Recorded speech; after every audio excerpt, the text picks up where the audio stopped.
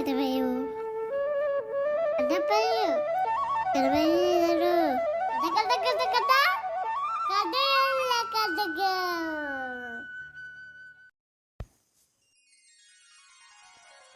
നമസ്കാരം കുട്ടികളെ, ഇന്നത്തെ കഥയിലേക്ക് പോവാം. ഒരു മലയോര ഗ്രാമത്തിലെ വളരെ നിശബ്ദമായിട്ടുള്ള ഒരു പ്രഭാതം. അങ്ങ് ദൂരെ നിന്ന് കയ്യിലൊരു പാൽപാത്രവും കയ്യിൽ പിടിച്ചിട്ട് ഒരു കുട്ടി വരുന്നുണ്ട്. കുന്നിറങ്ങി പതുക്കെ നടന്ന് വരുന്നുണ്ട്. നേരം വെളുത്തു വരണല്ലേ ഉള്ളൂ. ചുറ്റും വളരെ നിശബ്ദത. അവിടെ ഇവിടെയും കുഞ്ഞു കിളികളുടെ ശബ്ദം, അങ്ങനെ ചെറിയ ചെറിയ ശബ്ദങ്ങൾ മാത്രമേ ഉള്ളൂ. വളരെ മനോഹരമായിട്ടുള്ള ഒരു സമയം. ചുറ്റുള്ള കാഴ്ചകളൊക്കെ ആസ്വദിച്ച് വളരെ രസത്തിലാണ് വരവ്. അങ്ങനെ നടന്നു വരുമ്പോൾ അവനെന്തോ ഒരു കൗതുകം തോന്നി. അകലെ നോക്കുമ്പോൾ മലനിരകളിങ്ങനെ കാണാം.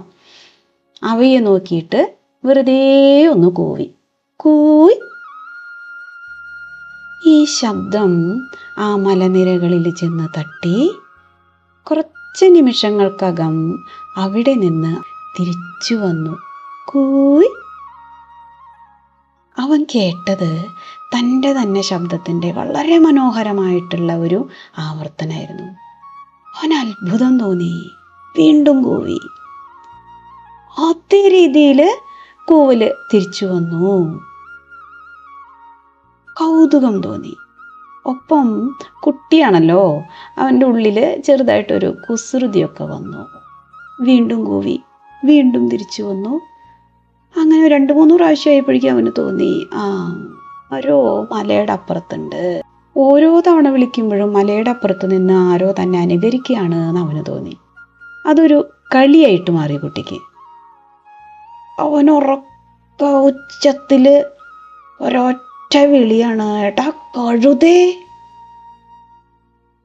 ഒരു നിമിഷം ആ താഴ്വരയിൽ മുഴുവനും ആ വാക്ക് അലയടിച്ചു. എടാ കഴുതേ. അവൻ വീണ്ടും വിളിച്ചു, എടാ കൊരങ്ങേ.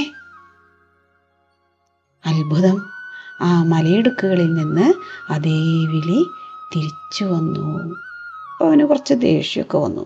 ഹൈ, എന്താ അതിങ്ങനെ? അപ്പോ പറഞ്ഞു, നിനക്ക് എന്താ ഭ്രാന്താണോ? മലകളും വിട്ടുകൊടുത്തില്ലേ? അവര് മറുപടി കൊടുത്തു, നിനക്കെന്താ ഭ്രാന്താണോ? ഇത്രയായപ്പോഴേക്കും അവന് ദേഷ്യം വന്നു തുടങ്ങി. വീണ്ടും വീണ്ടും അവരെ ഉറപ്പുറക്കെ ഓരോന്ന് വിളിച്ചു പറയാനായിട്ട് തുടങ്ങി. പക്ഷെ എന്ത് സംഭവിച്ചു? വിളിച്ചത് എന്താണോ അതെല്ലാം അതേ വീര്യത്തോടു കൂടിയിട്ട് തന്നെ അവനിലേക്ക് തന്നെ തിരിച്ചു വന്നു. കുട്ടിക്ക് സങ്കടം, ദേഷ്യം ഒന്നും സഹിക്കാൻ വയ്യ എന്നുള്ളൊരവസ്ഥയായി. മലയ്ക്ക് പിന്നിൽ ആരോ ഒളിച്ചിരുന്നിട്ട് എന്നെ കളിയാക്കണു.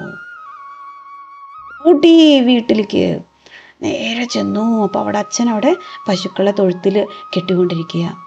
വേഗം ചെന്നിട്ട് ചോദിച്ചു, അച്ഛാ, ആ മലയ്ക്ക് പിന്നിൽ ആരാ താമസിക്കണേ? അച്ഛൻ ചോദിച്ചു, എന്താ പറ്റിയത് മോനെ, എന്തുണ്ടായത്? അച്ഛാ, ആ മലയുടെ അപ്പുറത്ത് ഒരു ദുഷ്ടൻ ഇരിപ്പുണ്ട്. ഞാൻ എന്ത് പറഞ്ഞാലും അവൻ എന്നെ ചീത്ത വിളിക്കും. അച്ഛൻ അവനെ ഒന്ന് പേടിപ്പിച്ചേ പറ്റൂ. അവനപ്പോഴേക്കും കരഞ്ഞു തുടങ്ങി, സങ്കടം കൊണ്ടേ. അപ്പോൾ അച്ഛൻ അവനെ അടുത്തേക്ക് വിളിച്ചു. വളരെ ശാന്തനായി നോക്കി, അവനെ നോക്കി ഒന്ന് പുഞ്ചിരിച്ചു. എന്നിട്ട് ചോദിച്ചു, എന്താ നിൻ്റെ ഇപ്പോഴത്തെ പ്രശ്നം? അപ്പം അവൻ പറഞ്ഞു, അച്ഛാ, ആ ആളുണ്ടല്ലോ, ആ മലയുടെ പിന്നിലുള്ള ആള് ഒരിക്കലും എന്നെ ചീത്തയില്ലാണ്ട് മറ്റൊന്നും വിളിച്ചിട്ടില്ല. എന്താ അങ്ങനെ? അച്ഛന് കാര്യം മനസ്സിലായി. അച്ഛൻ വേഗം മകനെ ചിരിച്ചുകൊണ്ട് ചേർത്തിങ്ങോട്ട് പിടിച്ചു. എന്നിട്ട് പറഞ്ഞു, മോനെ, ആ മലയ്ക്ക് പിന്നിൽ താമസിക്കുന്നത് വിധി എന്ന് പറയുന്ന ഒരു മനുഷ്യനാണ്. നീ അങ്ങോട്ട് എന്താണോ കൊടുക്കണത് അത് തിരികെ ലഭിക്കും. അതാണ് അദ്ദേഹത്തിൻ്റെ ഒരു ശൈലി. കുട്ടിക്കൊന്നും മനസ്സിലായില്ല. അങ്ങനെ നോക്കുക അച്ഛൻ എന്താ പറഞ്ഞത് ഒന്നും മനസ്സിലാവണില്ല. അപ്പം അച്ഛന് തോന്നി ഇത് ഇവന് മനസ്സിലാക്കി കൊടുക്കാം. വരും നമുക്ക് ഒരുമിച്ച് അവിടെ വരെ പോകാം എന്ന് പറഞ്ഞിട്ട് കുട്ടിയും കൂട്ടി വീണ്ടും ആ മലമുകളിലേക്ക് പോവുകയാണ്. അവിടെ ചെന്നിട്ട് അദ്ദേഹം ആ കുട്ടിയുടെ അടുത്ത് പറഞ്ഞു, ഇനി നീ അവനോട് ഒന്ന് ക്ഷമ ചോദിച്ചു നോക്കൂ, അല്ലെങ്കിൽ ഒരു നല്ല വാക്ക് പറഞ്ഞു നോക്കൂ, ഒരു അത്ഭുതം കാണാം. കുട്ടിക്ക് ചെറിയ മടിയൊക്കെ തോന്നി. അച്ഛൻ പറഞ്ഞതല്ലേ, അതുകൊണ്ട് സംശയത്തോടെയാണെങ്കിലും ആ മലയിലേക്ക് നോക്കിയിട്ട് വളരെ സ്നേഹത്തിൽ വിളിച്ചു, കൂട്ടുകാരാ. അത്ഭുതം! അതാ മലകളിൽ നിന്ന് വളരെ സ്നേഹത്തിൽ അതേ മറുപടി തിരിച്ചു വരണു. ആഹാ! ആവേശത്തോടു കൂടിയിട്ട് വീണ്ടും വിളിച്ചു, കൂട്ടുകാരാ. അതിശയം! അത് അതേപോലെ തന്നെ തിരിച്ചു വരണു. സഹോദരാ, അത്ഭുതം! അതാ വന്നു അതേ വിളി തന്നെ തിരിച്ച്. വീണ്ടും വിളിച്ചു പറഞ്ഞു, എനിക്ക് നിന്നെ വലിയ ഇഷ്ടാണ്. ആ താഴ്വരയിൽ മുഴുവനും ആ വാക്കുകൾ ഏറ്റുചൊല്ലി, എനിക്ക് നിന്നെ വലിയ ഇഷ്ടാണ്. കുട്ടി അമ്പരന്നുപോയി. എന്നെ ഇത്ര ഇഷ്ടമാണെന്നാണോ പറയണത്? സ്നേഹത്തിലാണോ? എന്നിട്ടാണോ നേരത്തെ തന്നെ വഴക്ക് പറഞ്ഞത്? മുഖത്ത് ഒരു പുഞ്ചിരി വിരിഞ്ഞു. കുറച്ച് കഴിഞ്ഞപ്പോഴേക്കും സന്തോഷം സഹിക്കാൻ വയ്യ, അവിടെ നിന്ന് തുള്ളിച്ചാടാനായിട്ട് തുടങ്ങി. ഇതൊക്കെ കണ്ടുകൊണ്ട് അച്ഛൻ അവിടെ നിൽക്കുന്നുണ്ട് അല്ലേ. അച്ഛൻ ആ കുഞ്ഞിൻ്റെ ചുമലിൽ പതുക്കെ കൈ വെച്ചു. എന്നിട്ട് പറഞ്ഞു, മോനെ, ഇപ്പം നീ കേട്ട ഈ ശബ്ദമുണ്ടല്ലോ, ആളുകൾ അതിനെ പ്രതിധ്വനി എന്നാണ് വിളിക്കുന്നത്. പക്ഷേ യഥാർത്ഥത്തിൽ ഇതാണ് ജീവിതം. നീ എന്ത് നൽകുന്നുവോ, എന്തു കൊടുക്കുന്നുവോ, അത് നിനക്ക് തിരിച്ചു ലഭിക്കും. നിന്റെ ഉള്ളിൽ സ്നേഹമുണ്ടെങ്കിൽ ലോകം നിനക്ക് സ്നേഹം തരും. നിന്റെ ഉള്ളിൽ ദേഷ്യമാണെങ്കിലോ ലോകം നിന്നോട് ദേഷ്യപ്പെടും. നിന്റെ ജീവിതം എന്നത് നിന്റെ തന്നെ ശബ്ദത്തിൻ്റെ മറുപടിയാണ്. കുട്ടികളെ, ഈ കഥ വെറുമൊരു കുട്ടിക്കഥയല്ല, അത് നമ്മുടെ കർമ്മ സിദ്ധാന്തമാണ്. നമ്മൾ മറ്റുള്ളവരെ സഹായിച്ചാൽ എവിടെ നിന്നെങ്കിലും നമുക്കൊരാവശ്യം വരുമ്പോൾ സഹായങ്ങൾ നമ്മളെ തേടി വരും.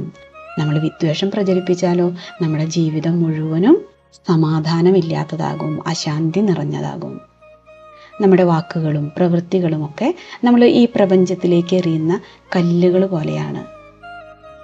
അത് നമ്മളിൽ നിന്ന് പുറപ്പെട്ട് ഓളങ്ങൾ സൃഷ്ടിച്ച് ഒടുവിൽ നമ്മളിലേക്ക് തന്നെ മടങ്ങിയെത്തുന്നു. അതുകൊണ്ട് മനോഹരമായിട്ടുള്ള ഒരു പ്രതിധ്വനി നമ്മുടെ ജീവിതത്തിൽ ഉണ്ടാവണം എന്നുണ്ടെങ്കിൽ എന്തു വേണം? മനോഹരമായ വാക്കുകൾ മാത്രം പുറത്തേക്ക് വിടുക. നല്ല വാക്കുകൾ, നല്ല ചിന്തകൾ, നല്ല പ്രവൃത്തികൾ. നന്മകൾ ചെയ്താൽ നന്മകൾ നേടും, നൽകുകിലാരും തരും തരും. എല്ലാ കുട്ടികൾക്കും സസ്നേഹ നമസ്കാരം.